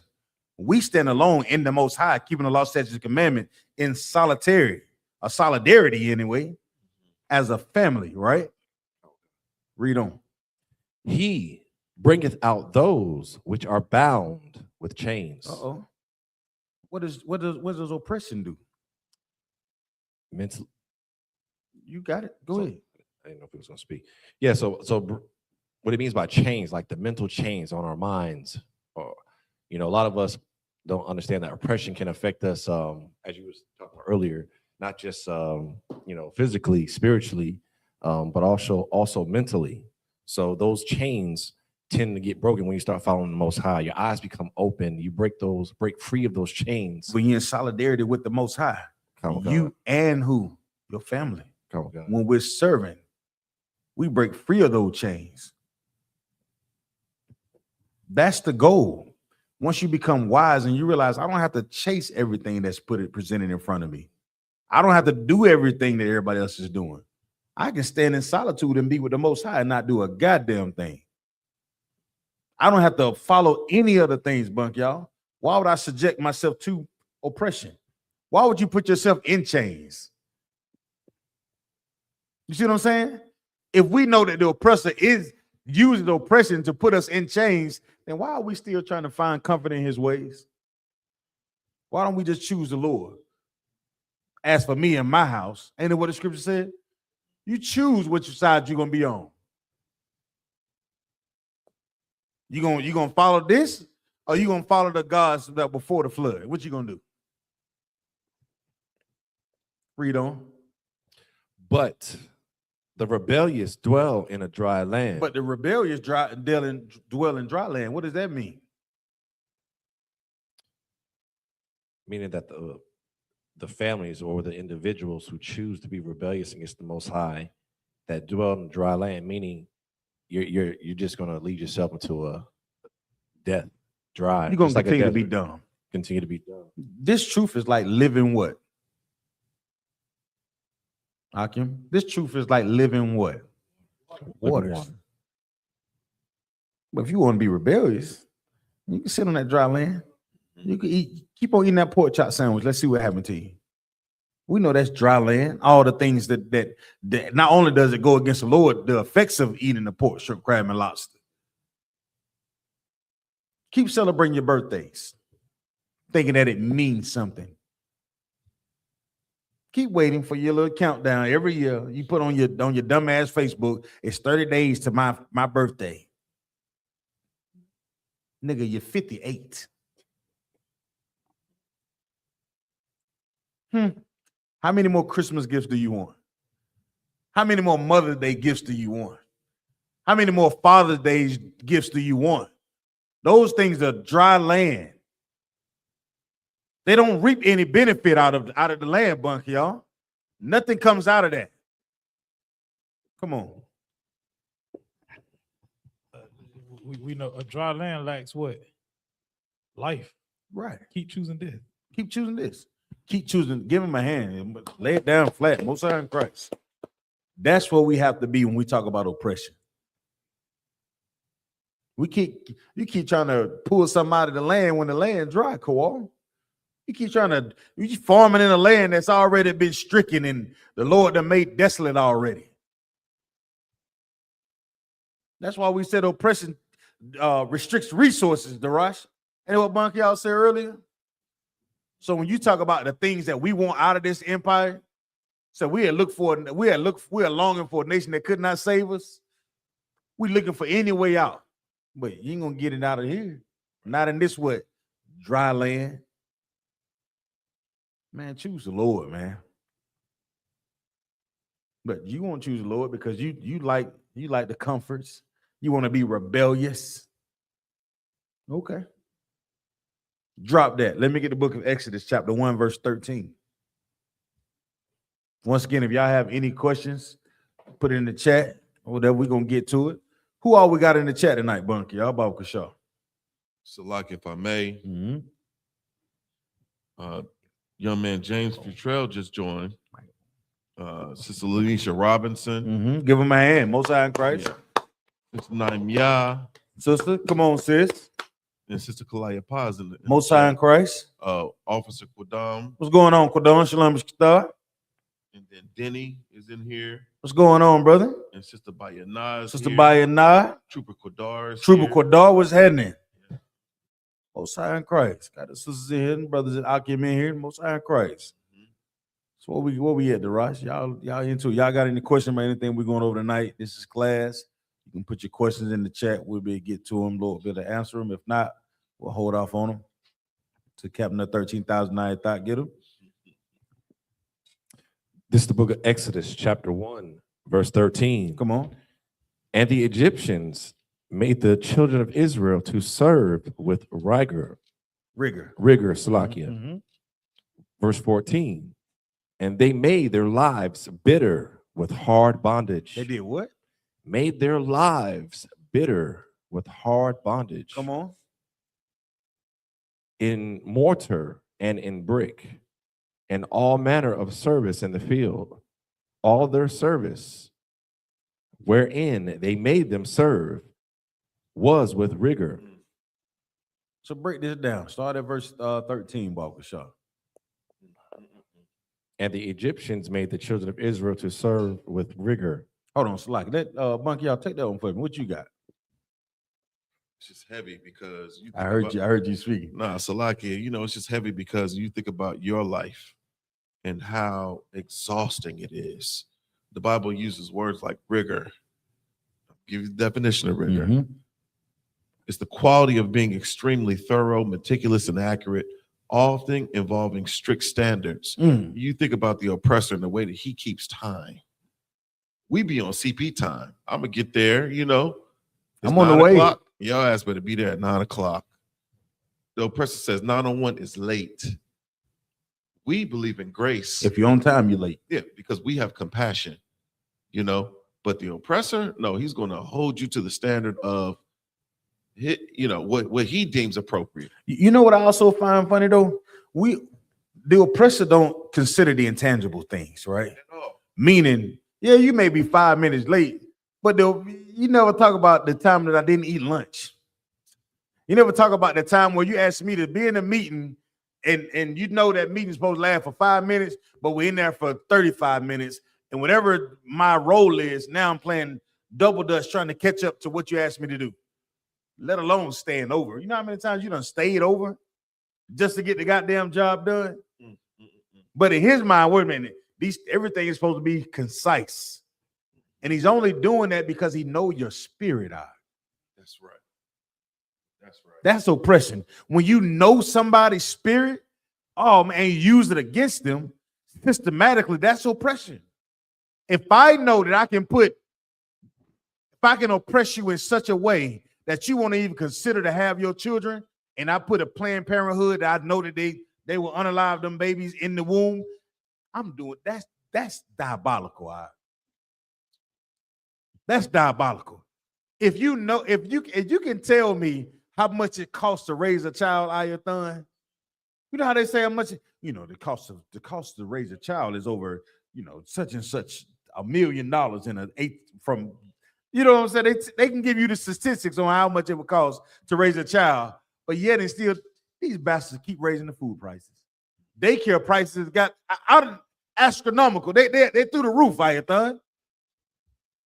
You drop your kid off at daycare, it's like another goddamn. It's another house bunk, y'all. The amount of money that they go in, that they can calculate how much we spend from day to day. Gas prices are going up 33%. How the hell y'all know gas prices went up 33%? I just know as high as hell.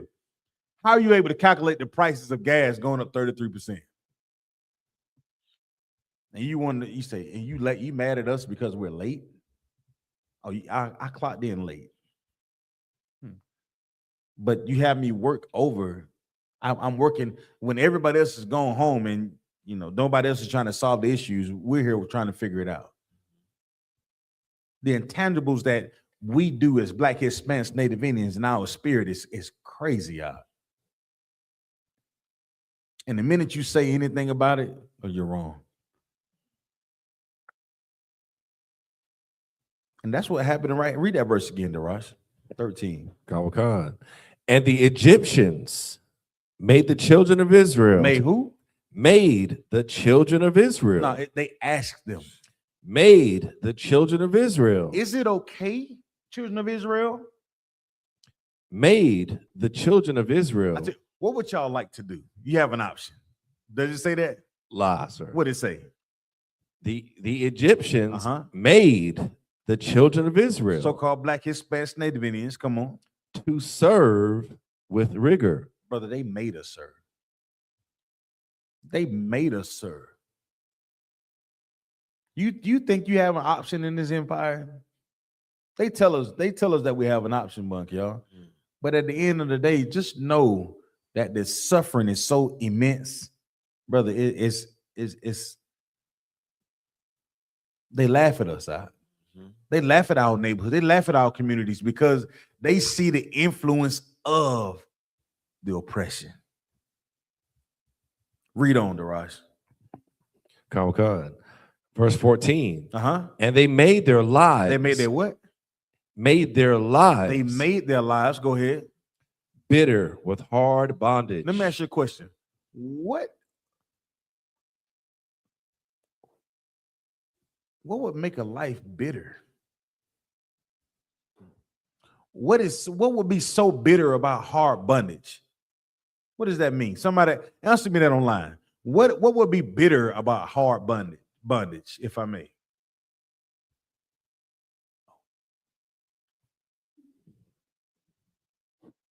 Anybody? What is bitter about hard bondage? I'm going back to what the Kowal said earlier. What is bitter about it? What would be bitter about it? If you listen online, young man James, answer that question for me. What is bitter about hard bondage? The Egyptians made us serve it, bunk, y'all, through hard rigor. Well, what would be bitter about hard bondage?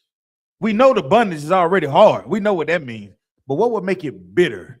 You ever been to a job and it's just a hard ass job? So like it's bitter. I mean, it's hard, but what would make it bitter, if I may?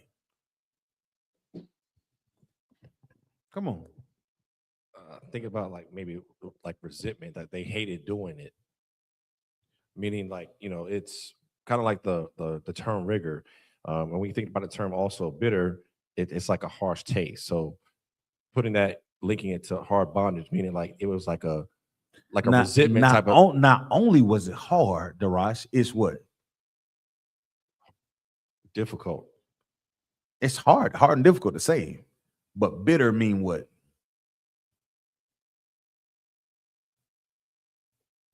Like intense. Same. Same. But the bitterness would be like you're doing a job that's already hard and you're not being compensated for it. Right. You're showing up, you're doing the damn job, but you get nothing out of it. Not getting nowhere, right? You're not getting nowhere. Not getting nowhere with it. It's like going up a sandy hill. Oh, God.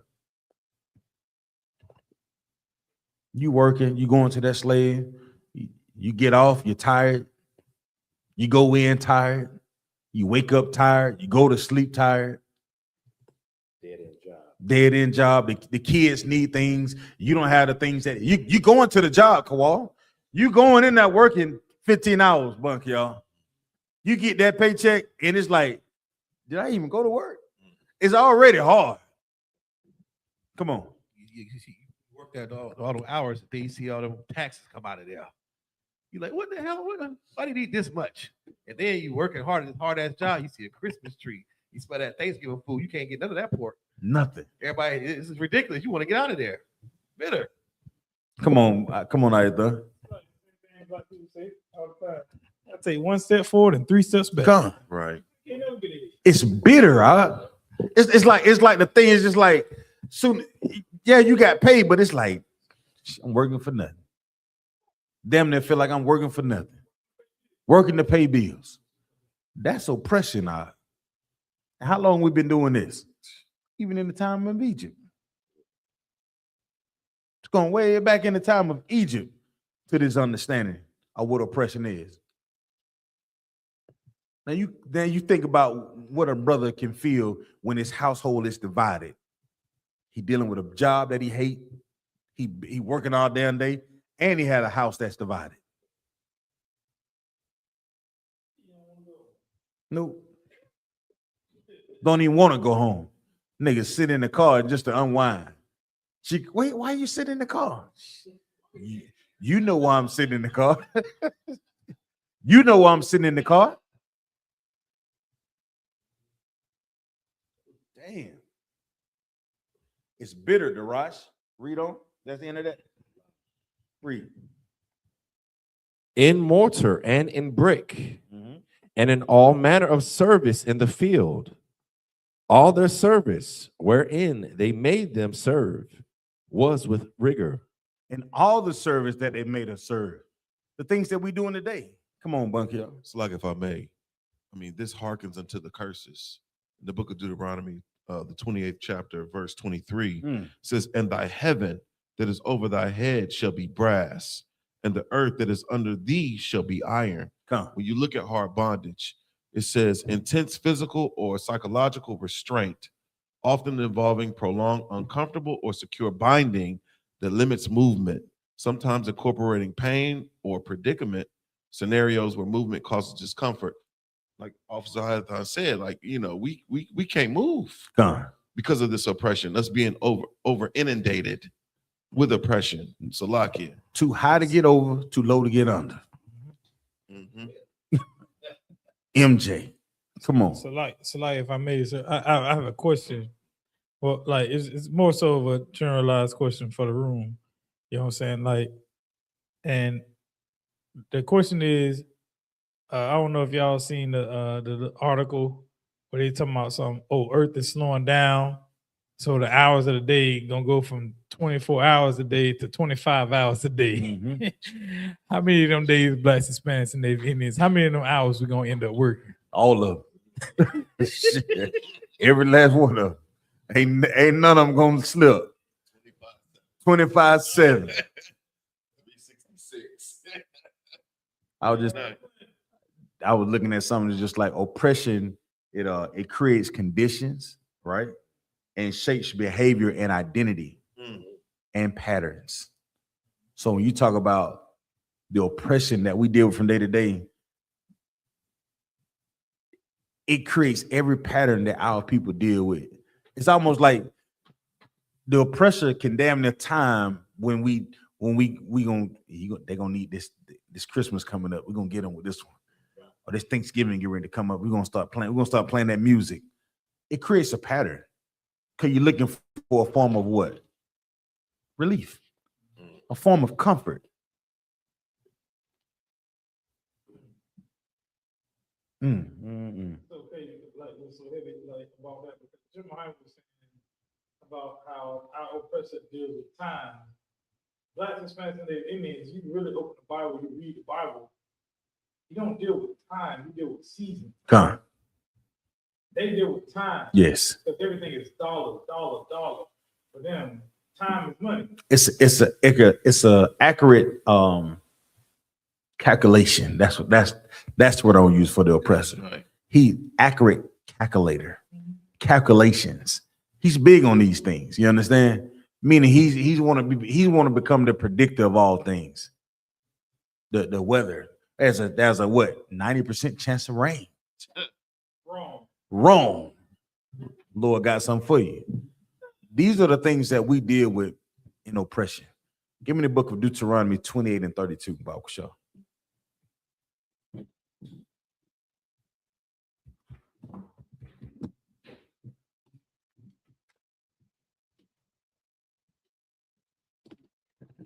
It's the book of Deuteronomy, chapter 28 and verse 32.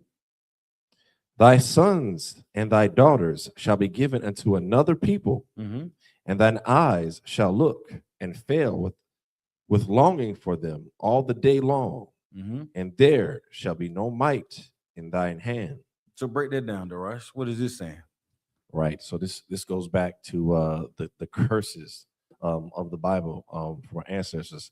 Not just then, also now, but give me a modern word for then and now. Our history, slavery, multi-generational yes. curse. Right. So a lot of people when we read these things, that was them. You know what I'm saying? That's Bible talk. Thousands. You're not seeing it, but we read these scriptures because we're wise men. We understand this thing is multi-generational. Oh God. Go ahead. So thy sons and thy daughters shall be given into another people. So we know in slavery, our daughters, our children, they were given to another people, the other nations of people to work as handmaids and servants. And when it says that thine eyes shall look, you're going to look. You're going to see your children taken away from you, stripped from you.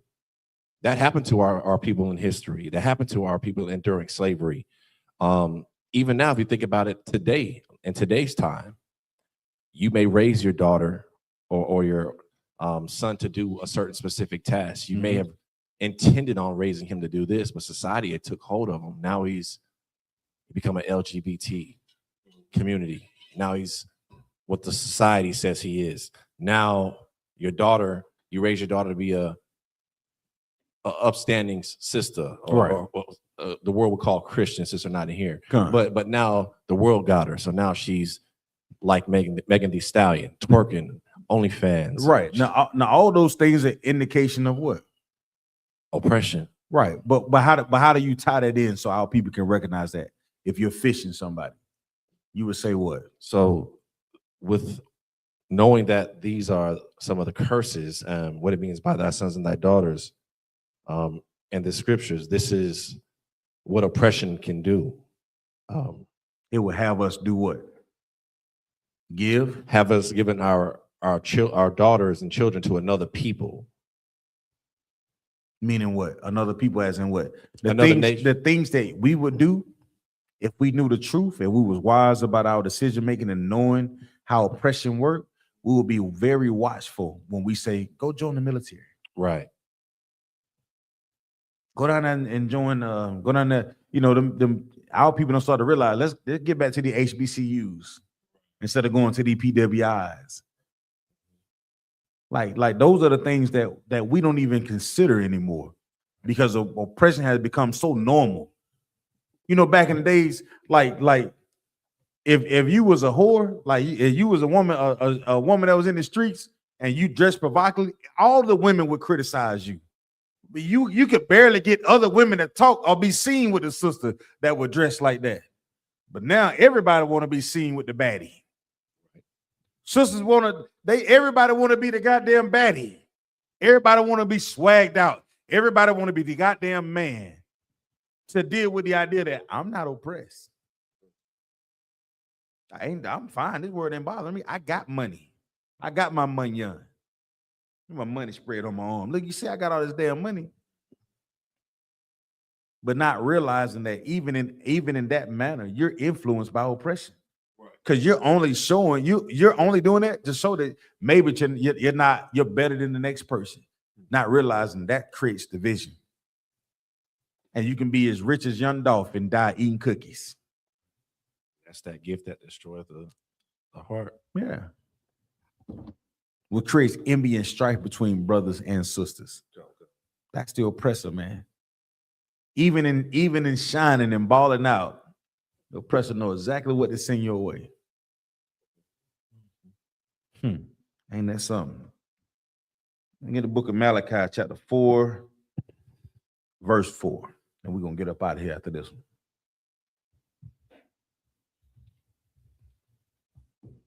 Gotcha.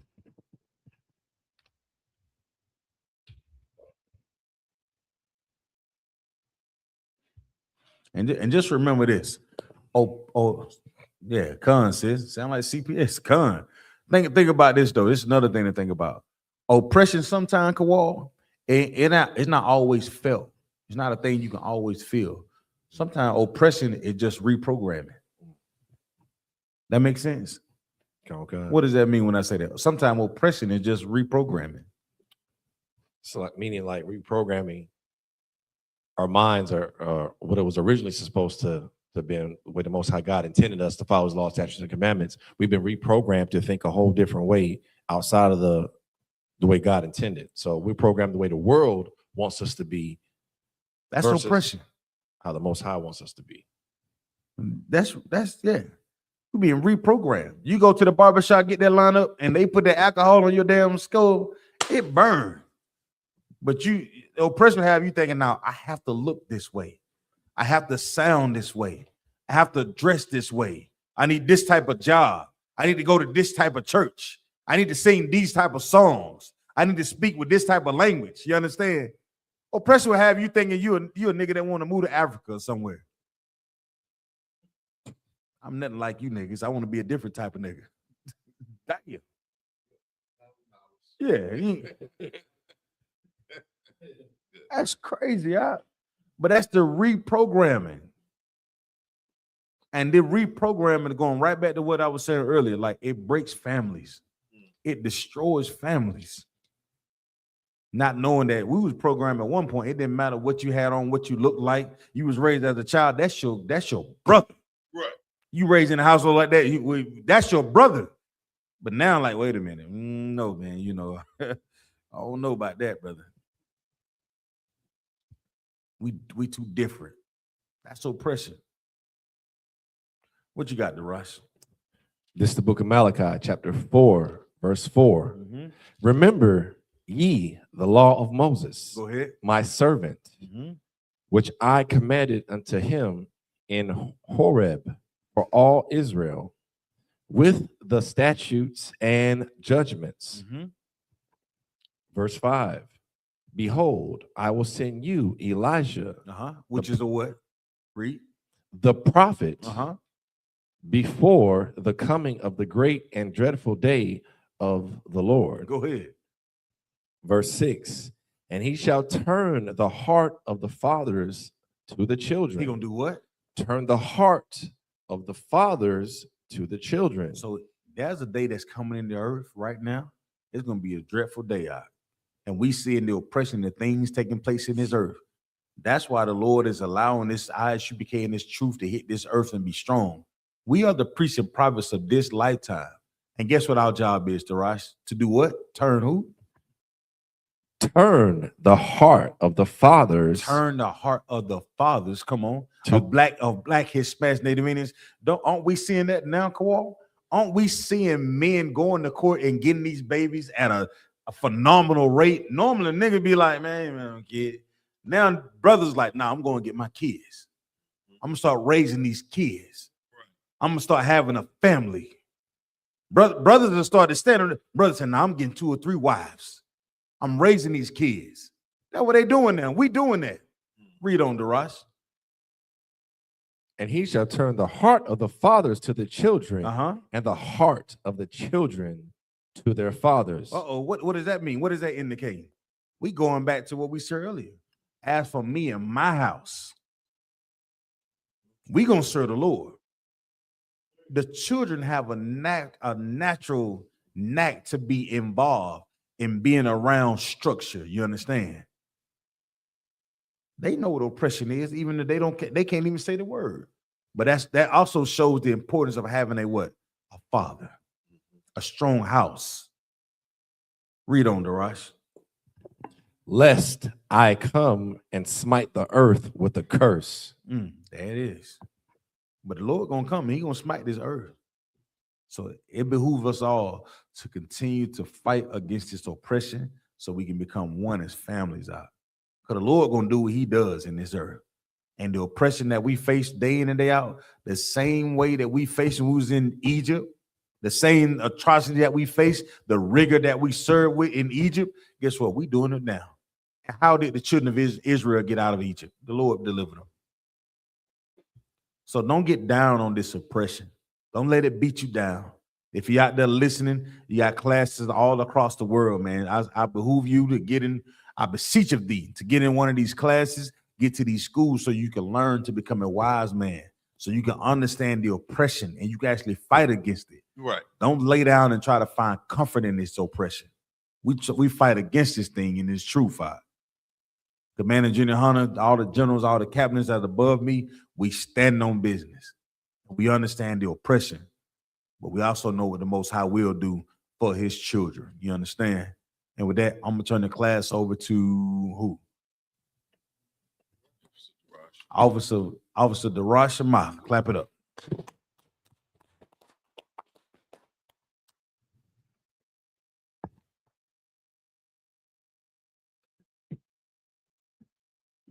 I.S.U.P.K. security announcements. We're at I.S.U.P.K. started out of 1 West 125th Street, Harlem, New York. Roof for new brother and sister. When a new brother or sister comes into the school, they are off limits for 6 months. They are to be saluted only. They're here to shed themselves of the world. If they need transportation, the teacher will arrange it. After 6 months, if a brother or sister has an interest in a particular person, he or she must get permission from the head to speak to a brother or sister. There's another 6 months in which the brother and sister will court each other. After this 6 month period, the brother and sister will get permission from the head to marry. Tithes, which is a commandment. Numbers chapter 18, verse 21. Malachi chapter 3, verses 8 through 10, means tenth in the Hebrew, ma'ashara. 10% of every penny of any increase the Lord gives you, give to the treasury department or teacher. Priest fund, free will offering for priests, not mandatory, whatsoever amount you would like. Upcoming holy convocations. We are still in the Feast of First Fruits, which started after the Feast of Unleavened Bread. You count 50 days. You can read about that in the book of Leviticus chapter 23, verses 10 through 22. I think it ends on May the 31st. If anyone wants to be a trooper in the school, start wearing all black boots, shirt, pants, headband, and scarf. With that, I mod you.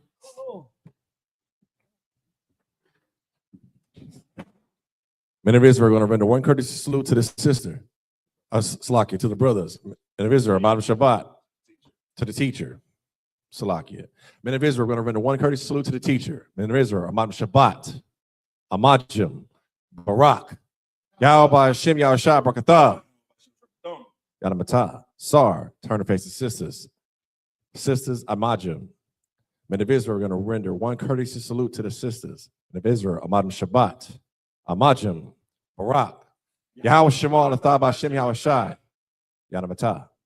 Class dismissed. Yep.